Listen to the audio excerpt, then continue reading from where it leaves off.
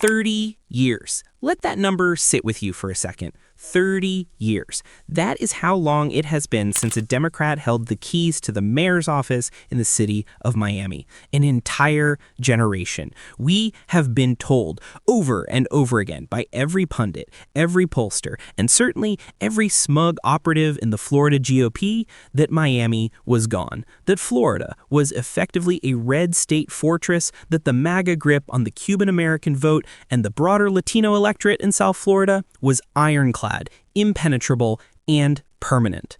They told us to pack it up. They told us to stop wasting money there. They told us that the demographic shift was irreversible and that Donald Trump had fundamentally rewired the DNA of Miami politics. Well, guess what? They were wrong.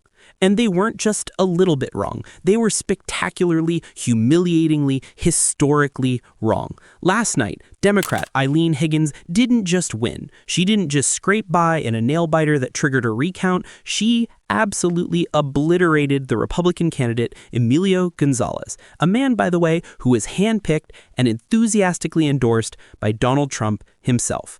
Higgins won 59% of the vote. Let me repeat that, because the RNC is currently trying to scrub these numbers from their collective memory. 59 to 41. That is an 18-point shellacking in a city that Republicans have treated as their personal playground since the Clinton administration.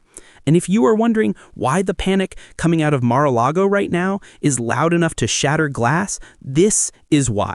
This wasn't supposed to happen. This is the fatal error that nobody in the MAGA orbit saw coming because they were too busy inhaling their own exhaust fumes. They believed their own hype. They thought that because Ron DeSantis and Donald Trump had turned Florida into a laboratory for right-wing culture wars, the voters would just line up and take it forever. They thought they could run on anti-woke hysteria while insurance premiums skyrocketed and housing became unaffordable. But here is the reality check that they hit them like a freight train last night. Policy matters. Competence matters. And fear, specifically the fear that Trump's mass deportation agenda is instilling in Hispanic communities, has a breaking point. The Republicans are in a full-blown meltdown today, not because they lost one mayor's seat. No, if that were it, they'd spin it as a local fluke. They are melting down because this destroys the narrative of invincibility. It pierces the veil. Donald Trump put his name on Emilio Gonzalez. He made this a test of his strength in his own backyard. And the voters of Miami looked at Trump's endorsement, looked at the chaos, looked at the threats of deportation tearing families apart, and they said, absolutely not. And honestly, it's pathetic watching them try to spin this. I've already seen the excuses rolling in. They're blaming low turnout. They're blaming the weather. They're blaming everything except the obvious truth staring them in the face. Their brand is toxic, even in Miami, even in the heart of what they thought was the new MAGA capital. This is the crack in the dam. For years, we've watched Florida drift further and further right, feeling like we were screaming into the void while the GOP dismantled civil liberties and ignored the actual economic crises facing regular people. We wondered if there was a floor. We wondered if there was a limit to what voters would tolerate. Last night, Eileen Higgins proved there is. She ran on affordable housing. She ran on fixing the infrastructure. She ran on protecting residents from a federal government that wants to target them. She ran on reality while her opponent ran on fealty to Donald Trump. And reality won. So if you are a Republican strategist waking up this morning, you are not just worried about Miami. You are terrified about what this signals for the midterms. Because if you can lose Miami by 18 points after 30 years of dominance, with the full weight of the Trump machine behind you, you can lose anywhere. The fortress has fallen. The invincibility is a myth. And the voters, they are finally, decisively turning the page. But to understand why they turned the page, you have to look at the book the Republicans have been forcing them to read for the last decade. Because this result didn't happen in a vacuum. It wasn't some atmospheric anomaly. If we are going to do the forensic work here, and we are, because the mainstream media is too busy hyperventilating over the horse race to actually look at the engine, we have to look at the specific, tangible failures that led to this moment. Let's start with the candidate himself, Emilio Gonzalez. This is a man who thought he had cracked the code. He thought he had the perfect formula for a modern Florida Republican victory. take the endorsement of Donald Trump to secure the base, but then go on television and pretend to be a moderate, local issues manager to court the independents. It's the classic two-step. It's cynical, it's transparent, and frankly, it's insulting to the intelligence of the voters. Gonzalez ran around Miami accepting the blessing of the former president, a man whose platform literally calls for the mass deportation of millions, many of whom look exactly like the neighbors and family members of the voters Gonzalez was trying to woo. He touted that endorsement. He put it on the mailers. He wore it like a badge of honor in the primary. But when pressed by local reporters on the actual consequences of Trump's agenda, when asked point blank, "Do you support rounding up people in this city?" what did he do? He deflected. He told voters, and I'm paraphrasing here, but barely, that immigration is a national issue and he has no say over it. Give me a break. You do not get to cash the check from the arsonist and then claim you have no opinion on the fire. You cannot stand on a stage with the architect of the most draconian anti-immigrant platform in modern American history, accept his praise, and then turn to a camera and shrug your shoulders, as if you're just a humble public servant who only cares about potholes. The voters saw right through it. In a city like Miami, where the immigrant experience isn't a talking point, it's the air people breathe, it's the history of the city, it's the economy, it's the culture. You cannot play cute with deportation. And the receipts show that this double game was a catastrophic strategic failure. Look at the numbers coming out of the traditionally Republican-leaning precincts. These are areas that swung hard for DeSantis in the gubernatorial race. They swung for Trump in previous cycles.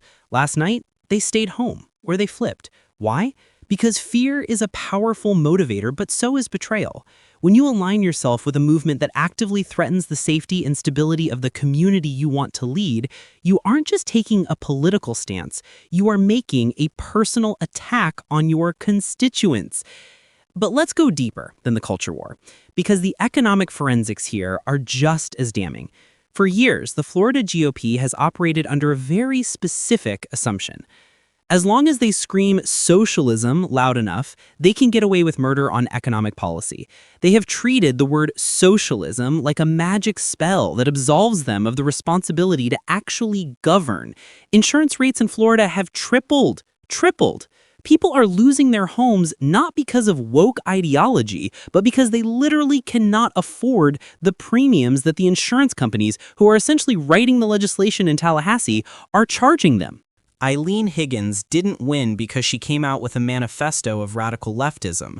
She won because she looked at the voters and said, your rent is too high, your traffic is a nightmare, and your government is obsessed with performative cruelty instead of fixing it. That is the contrast. That is the evidence. While Gonzalez was aligning himself with Ron DeSantis' plan to end homestead property taxes, a plan that sounds nice on a bumper sticker but would actually decimate local funding for essential services unless you jack up sales taxes to regressively punish the poor, Eileen was talking about leveraging county commission experience to streamline city processes. It sounds boring. It's not sexy. It doesn't get you a headline on Fox News, but it's what people actually want. We have to talk about the affordability crisis because this is where the Republican argument completely disintegrated. Gonzalez tried to run on the economy. He tried to tap into the very real frustration people feel about inflation. But here's the problem with that argument when you were a Florida Republican. You have been in charge. You cannot break the voters' legs and then run a campaign promising to sell them crutches. The Republicans control the governor's mansion. They control the state legislature. For the last 30 years, they have controlled the Miami mayor's office. If Miami is unaffordable, and it is, that is on them. That is their legacy. They own the housing crisis. They own the insurance crisis. They own the infrastructure gridlock. For Gonzalez to stand there and try to point the finger at national Democrats for the cost of living in Miami was an act of gaslighting, so audacious it would be impressive if it wasn't so destructive. And the voters brought the receipts. They looked at their bank accounts and they looked at who has been holding the gavel in Florida for a generation. And they did the math. They realized that another 4 years of the same business-friendly negligence wasn't going to lower their rent. They realized that fighting a culture war against Mickey Mouse or banning books in libraries wasn't going to make their commute shorter. Let's analyze the Trump effect, specifically in the context of this 59-41 split. This is the part that should really keep GOP consultants up at night. Usually, a Trump endorsement provides a floor. It guarantees a certain level of turnout from the MAGA faithful. That is the conventional wisdom. You might lose the suburbs, but you'll juice the rural and working class base enough to stay competitive. In Miami, that floor collapsed. It didn't just crack, it fell into the basement. Why? Because the brand is diminishing. We're seeing the law of diminishing returns play out in real time. The shtick is getting old. The constant chaos, the grievance politics, the endless victimization, it is exhausting. Even for people who might have voted for him in the past, there is a fatigue factor that is undeniable. Gonzalez tethered his entire political identity to a sinking ship. He bet that the Trump brand was still the gold standard in Florida politics. He bet wrong. And we need to be very precise about what this means for the coalition.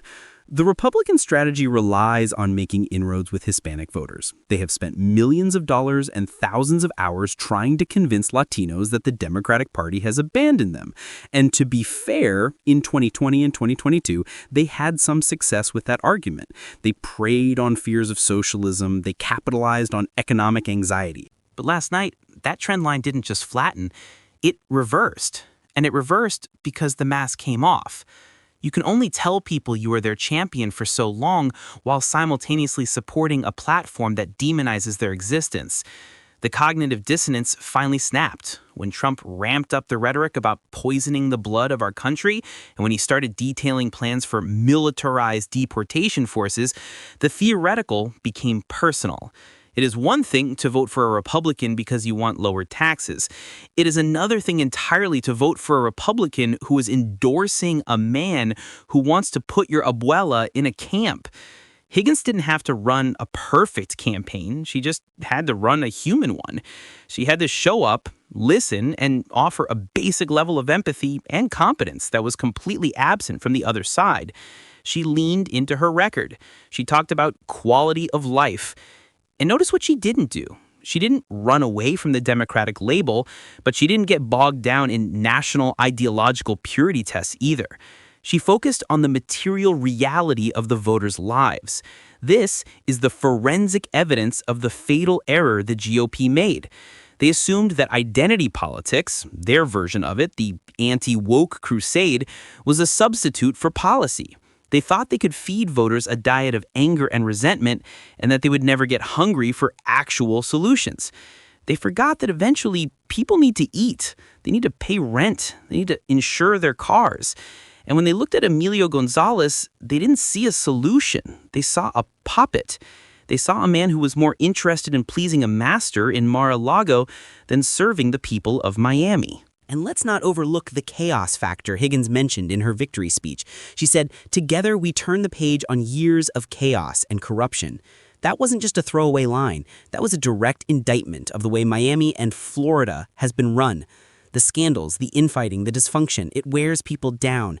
There is a silent majority of voters who aren't necessarily hyper-partisan, but they are hyper-tired. They are exhausted by the noise. Gonzalez represented more noise. He represented the importation of the national circus into City Hall. Higgins represented a boring, functioning government. In 2025, boring is a winning strategy. Competent is a revolutionary concept. The Republicans failed to read the room because they are no longer in the room with the voters. They're in a sealed echo chamber where they tell each other that they are winning, that everyone loves them, and that anyone who disagrees is an enemy of the state. They believe their own skewed polls. They believed the sycophants on social media. They lost the ability to conduct basic political reconnaissance. And that is why the margin was so shocking. If it had been 51-49, you could argue it was a bad cycle or a bad candidate.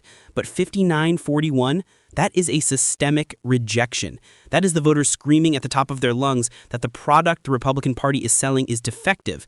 The product, MAGA extremism, wrapped in a local businessman's suit, is dangerous, it's expensive, and it doesn't work. The voters of Miami conducted a forensic audit of the last 30 years of Republican rule, and they found that the accounts were empty. They found that the promises were fraudulent. So when you see the talking heads trying to parse this result, trying to find some nuanced demographic explanation, don't let them overcomplicate it. Look at the receipts. One candidate offered to fix the rent. The other offered to deport the neighbors. One candidate talked about the future of the city. The other talked about the grievances of a former president. One candidate ran for Miami. The other ran for Mar-a-Lago. The evidence is overwhelming. The verdict is in. And the GOP is guilty of malpractice in the first degree. They abandoned the people of Miami for a cult of personality. And last night, the people returned the favor. They abandoned the GOP. But here is the thing about forensic evidence. It doesn't just tell you what happened in the past. It gives you a profile of the perpetrator.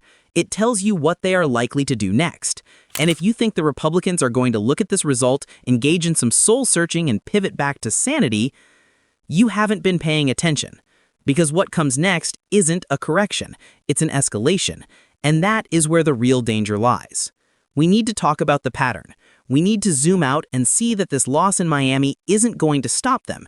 It's going to make them more desperate.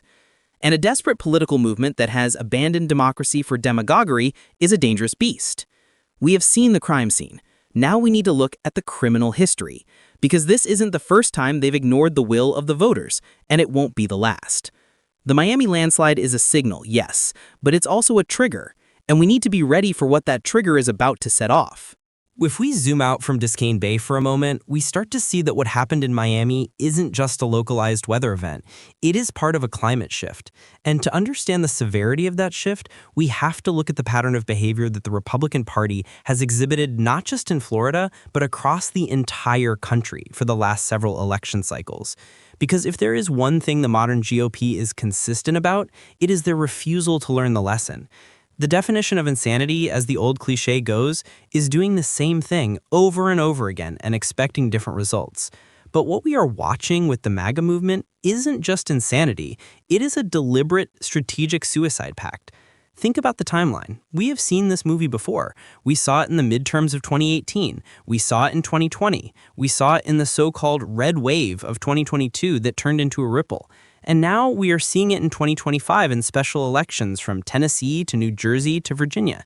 The American people keep sending the same signal. They shout it through bullhorns. They write it on ballots in bold ink. They say, we do not want extremism. We do not want chaos. We want rights. We want bodily autonomy. And we want a government that functions. And what is the Republican response every single time?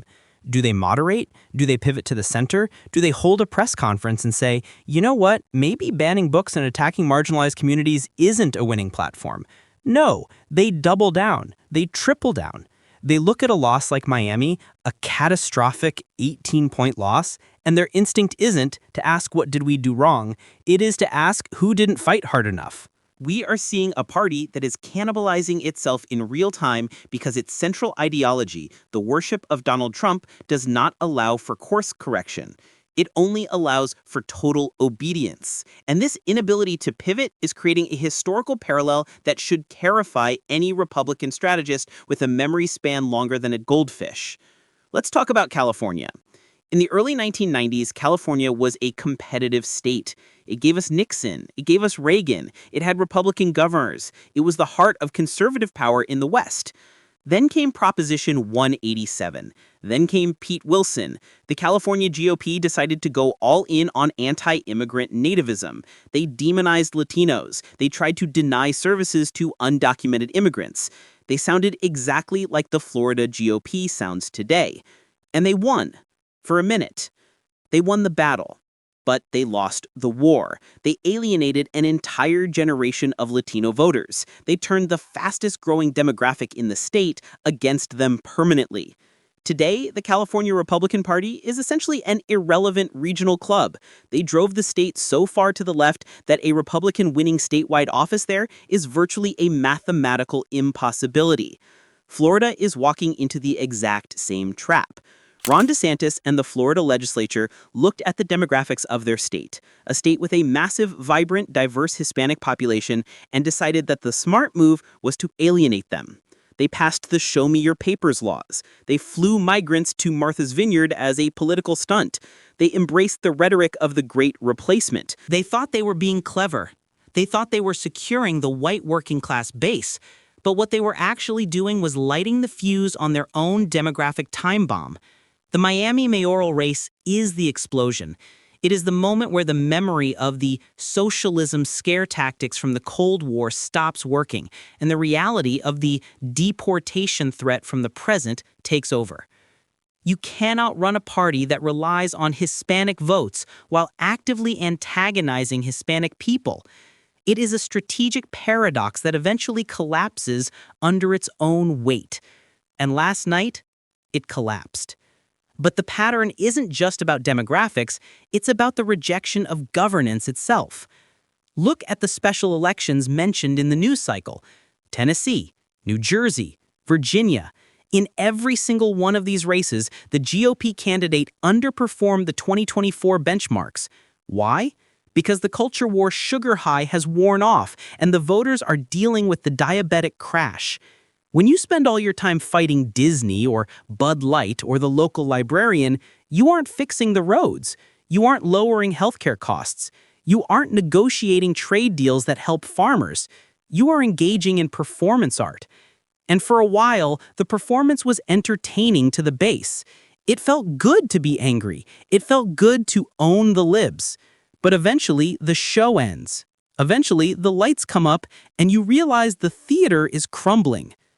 The voters in Miami, just like the voters in those congressional districts, are signaling a return to seriousness.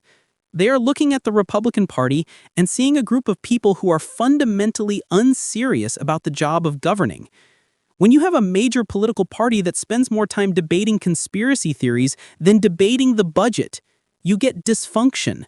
And Americans, for all our polarization, have a surprisingly low tolerance for incompetence when it starts affecting their wallets. This brings us to the most dangerous part of the pattern, the reactionary feedback loop. Because the GOP cannot moderate, because their primary voters will punish any move to the center, they are forced to seek victory through other means. And this is where the pattern of behavior gets dark. When they can't win on ideas, they try to win on mechanics. Watch the response to this Miami loss. They won't propose better policies. They will propose stricter voting laws. They will talk about tightening election integrity. They will try to make it harder to vote by mail. They will purge voter rolls. They will gerrymander districts even more aggressively. This is the playbook. It is the only tool they have left. When you are selling a product that 59% of the people don't want, you don't improve the product. You try to close the store to the customers who aren't buying it. But even that is failing. That is the stunning part of the Miami result. Florida has some of the most restrictive voting laws in the country now. They have an election police force, for crying out loud, and Higgins still won by 18 points. This proves that suppression has a limit. You can make it harder to vote, but you cannot stop a landslide. When the people are motivated enough, when they are scared enough of your agenda, they will crawl over broken glass to vote you out. The dam of suppression cannot hold back the flood of outrage. And let's be honest about the leadership vacuum that is allowing this pattern to persist. Who is steering the ship? It's not the RNC chair. It's not the Speaker of the House. It is Donald Trump. And his interests are not the party's interests. His interest is self-preservation and retribution. He endorsed Gonzalez not because Gonzalez was the best candidate for Miami, but because Gonzalez kissed the ring. This demand for fealty is a cancer on the party's competence. It filters out independent thinkers. It filters out effective administrators. It leaves you with a bench of sycophants and grifters who are great at tweeting but terrible at running a city. The Republican Party has become a reverse meritocracy. The more incompetent and incendiary you are, the faster you rise. The more reasonable and results-oriented you are, the faster you are purged. Eileen Higgins didn't just beat Emilio Gonzalez, she beat the entire rotting infrastructure of the modern GOP. She beat the algorithm. She proved that you can bypass the Fox News anger machine and talk directly to human beings. But this victory, as sweet as it is for Democrats, carries a warning.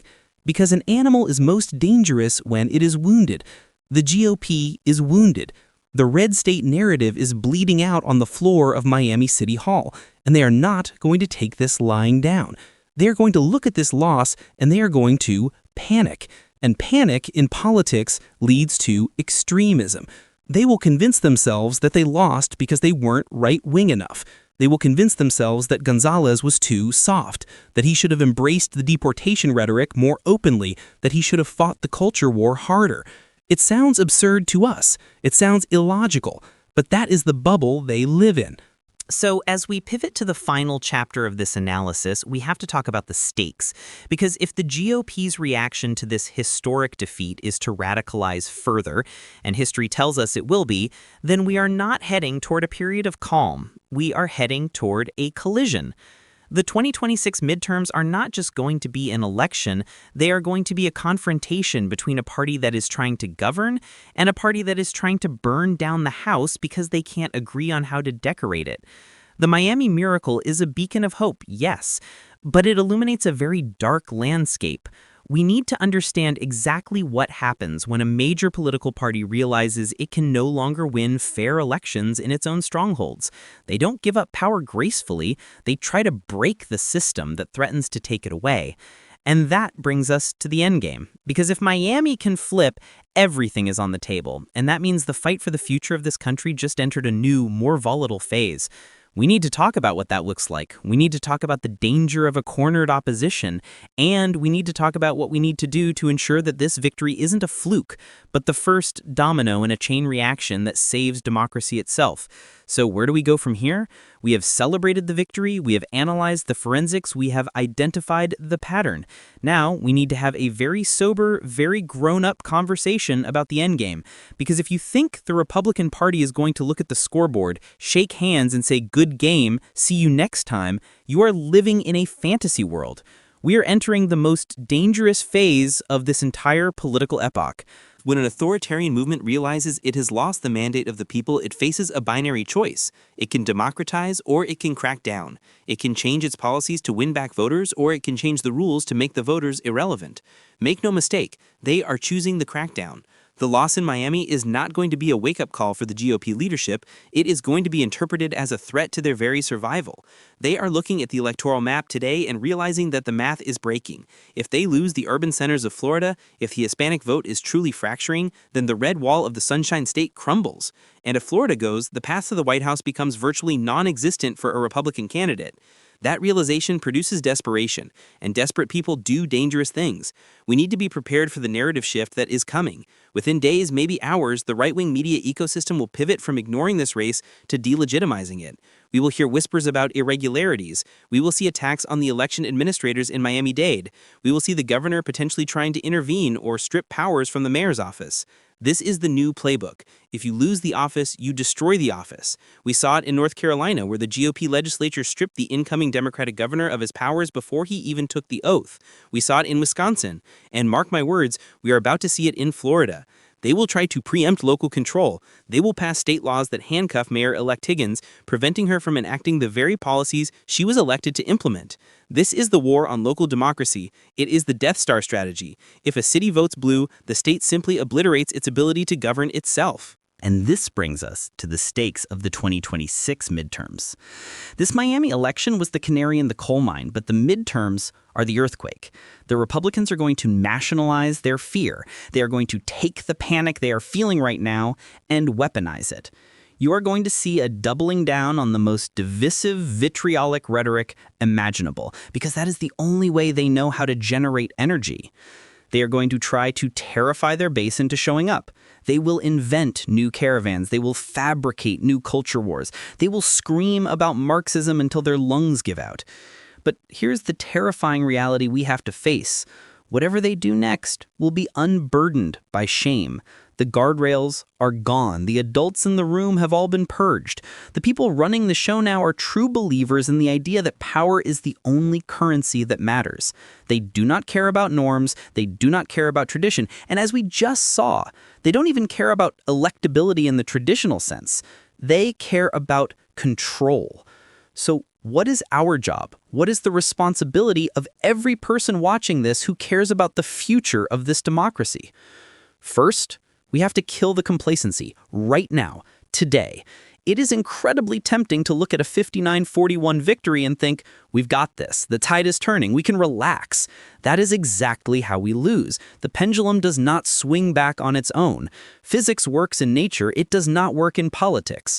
In politics, the pendulum only moves if you push it, and you have to keep pushing every single day against a force that is trying to weld it in place. The Miami victory didn't happen by accident.